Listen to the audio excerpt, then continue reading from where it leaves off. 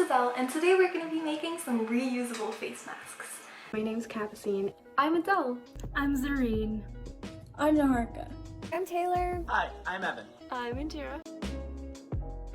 So face masks are really important right now because there is a pandemic going on, so we just have to be really careful to wear our face masks every single time we go outside so that we can protect everyone around us. Try to make sure that everything goes back to normal as soon as possible. This is actually one I made using this, tutorial, and I've been wearing this for hours usually.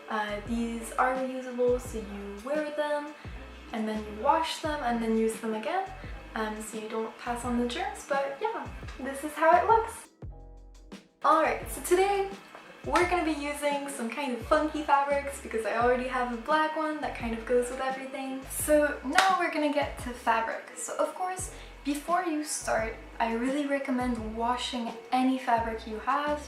Whether you want to use something that you already have or buy new fabric, it's really important to wash to make sure that they're all clean and ready to be used. Of course, once you finish making the mask, it's always a good idea to clean it again, just in case. You can never be too careful. So today we're going to be using some kind of different fabrics. I brought these from a fabric store like a Joann's.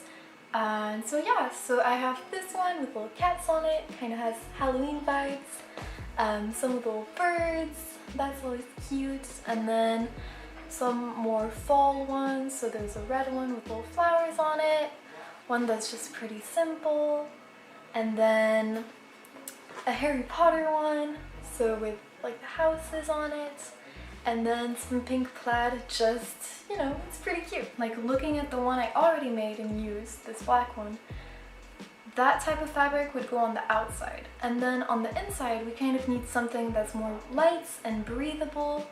And so for these, I found these fabric at just a dollar shop that's pretty breathable.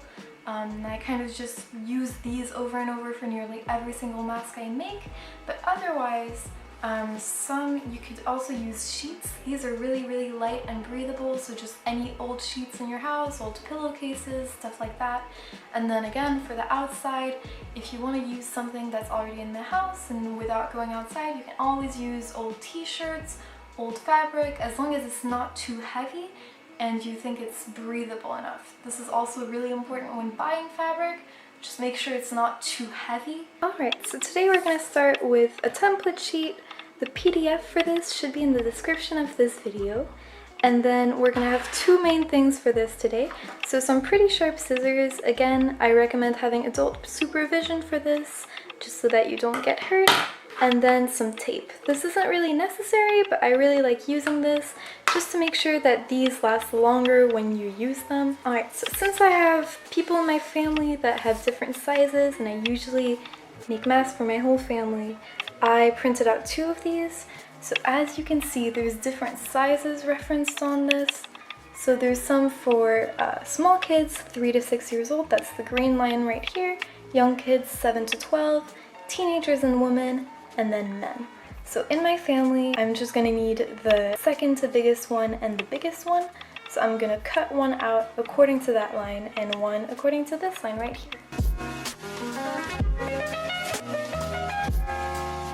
So now that I have these, I'm gonna use the tape now. So this step isn't really required, but basically these are pretty flimsy since they're made of paper, and since we're probably gonna cut around and draw around these a lot, at least in my case, making a lot of these, I just want to make sure these are stronger, so I'm going to use tape and border all around the whole thing. That way I make sure that these are strong and won't damage easily. That way I won't have to print more. So I cut along the lines and then fold this back over. That way the tape doesn't turn a curved line into something that's more straight. And yeah, so basically I need to do this for this edge right here since it's curved, this one right here since it's also curved. For this one and this one, I can pretty much just use one piece of tape the whole way, but for here, it's just gonna take a little longer.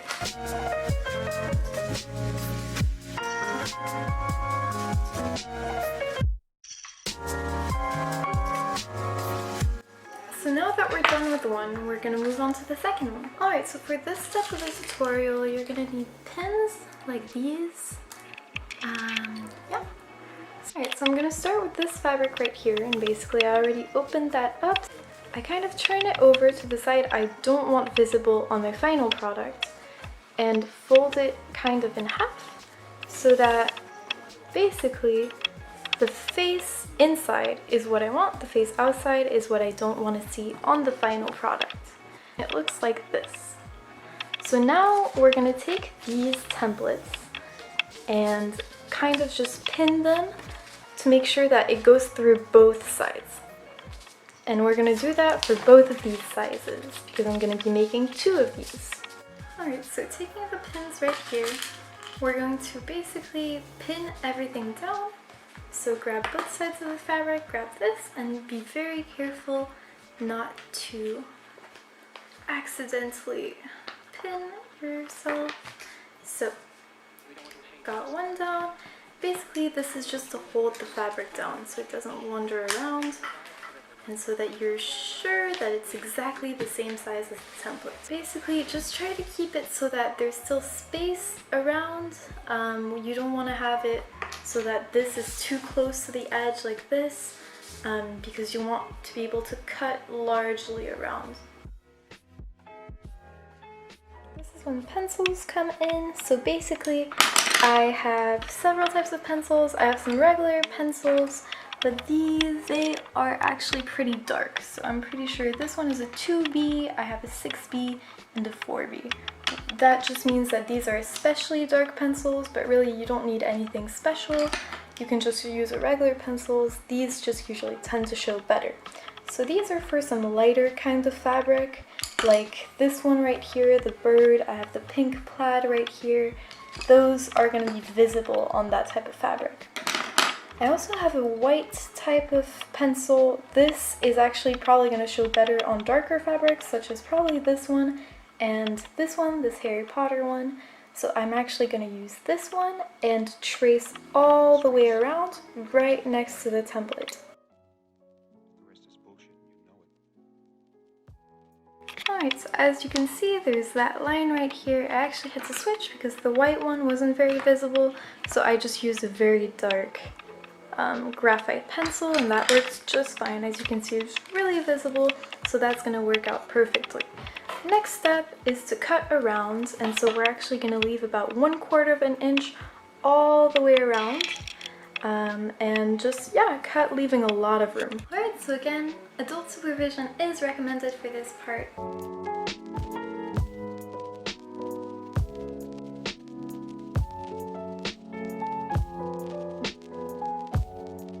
Alright, so for this next step, basically I'm just removing these pins right here, putting them back, being sure that they're not kind of wandering all over the place.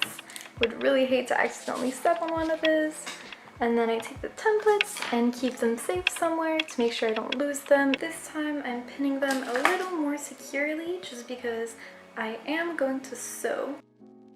And so I just don't want the yellow part of the needle getting in the way of the sewing machine. The needles, I actually put it so that these pins would not be in the way because I am going to sew along this line first. And the same on this one, from here to here. With my sewing machine, you can also sew this by hand. Sewing machine just goes faster, but then again, both for hand sewing, and I really recommend having parent supervision, especially if you have never sewed before. So yeah, let's get to that. Alright, so this right here is my sewing machine, and it's what I'm going to use to sew this right here. So how we're going to do that is actually pretty much following this line that we traced earlier. So I just put this under my machine and then I lower it right here so that the needle is right over this line.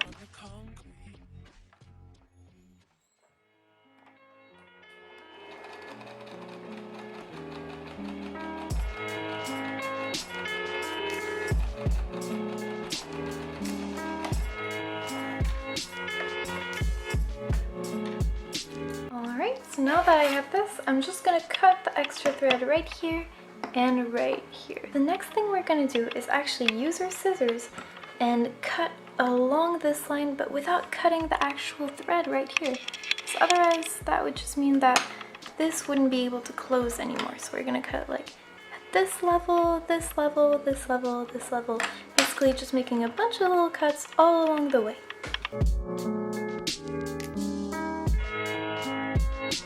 Alright, so now we're just gonna remove all these pins. So now that we have this, we can actually open it. And this is now closed, and this is starting to look more like a mask. Alright, so we just took care of our outside fabric, but now we're going to take off the inside fabric. This is the light sheet-like fabric, the really thin one. So we're going to redo all these steps until this point with this other fabric, just so that the inside looks exactly like the outside for now.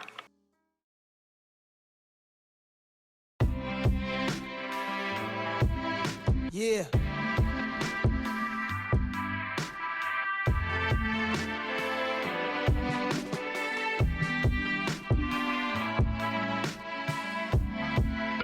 So now we have the outside fabric and the inside fabric for both our small mask and our slightly bigger mask. So right now what we're gonna do is actually do it so that this one has the seam facing inside, and then the outside layer is gonna have the seam facing the outside like this. So this one doesn't have to change.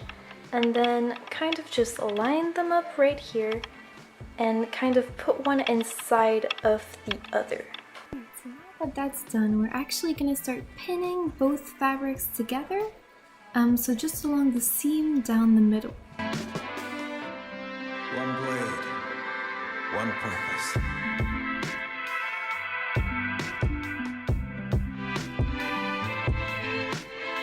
So now that those are pinned, we're actually just sure that those two layers are going to stay together and one won't accidentally fall off. And our next step is actually going to be pinning the whole top according to this line right here that we marked at the very beginning. So we're actually going to use both fabrics, kind of fold them and kind of pin all along the way by checking under, and it should kind of have like a curve like this.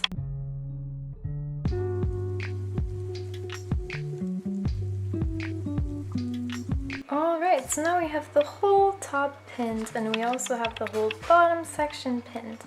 And now we're gonna sew from here, the very end, all the way to here. And then we're gonna sew from here all the way to here. Now we gotta be careful and try to make this as straight as possible and just really a nice stitch, because it is gonna be visible on the outside. So yeah, just kind of try to make this one really nice. Alright, so I just sewed the top part and the bottom part, and so now I'm just going to cut along right here, just so that the extra fabric doesn't look so out of place. And so yeah, I'm going to do that to both masks. Alright, so now that I just took all of that extra fabric off, the masks actually look really close to done. And so all we have to do is take care of those sides right here and kind of sew them back like this, so that we can manage to put the loops so that they can go behind your ear and just hold well. But we are nearly done. So I just did the next step on this side right over here, and it kind of involves just kind of folding part of the way, and that depends on how much of the mask you want to cover the side of your face, but kind of just folding where you feel comfortable, and then kind of folding that back so you hide the end, which isn't really that nice, and then kind of fold that under to hide it, and then like so, and then you just pin that down like what's on the other side right here. Alright, so now that that's done, we're actually going to sew from the top right here of the mask, going through this all the way here until the very bottom right here. And we're going to do this on both sides, right here and right here, just to secure that and hold it in place. Alright, so now that those have been sewn right here, we do not need the sewing machine anymore, and we're actually going to move on to this final series of steps which include adding the elastics to the side so that they will hold on to your head. So now for the previous mask I showed you at the beginning of the video, I used something much thinner and less stretchy. Those were actually headbands, so those actually are gonna work too. But for these masks, I chose to use these just because I don't sew those together, I just tie knots at the end. And so these are more adjustable and will be easier to use. Alright, so for the next step, we're gonna actually measure the elastic and cut it. I usually choose at about 10 inches. That way that gives me enough space to go behind one ear and then do a secured knot. And that gives me room to later on adjust it if it's too tight or not tight enough. So yeah, for one mask I'm gonna cut two 10-inch strips of elastic. So after, we're actually going to take these and insert them inside and then take them outside, and we're going to do that with both of the strips so that they both go outside the holes right here. Alright, and so once I actually have my elastics going through the loops, I'm actually going to tie a knot with each elastic on both sides.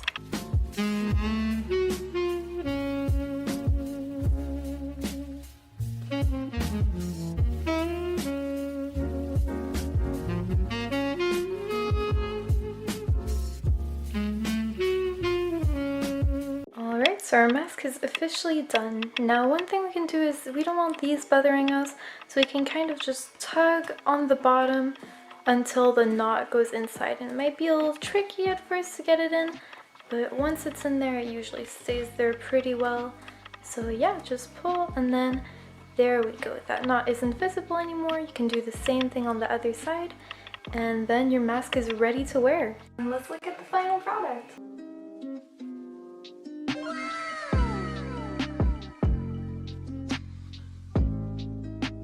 Alright, well thank you so much for watching today's video and supporting our channel. We hope to see you again, but don't forget to wear your masks.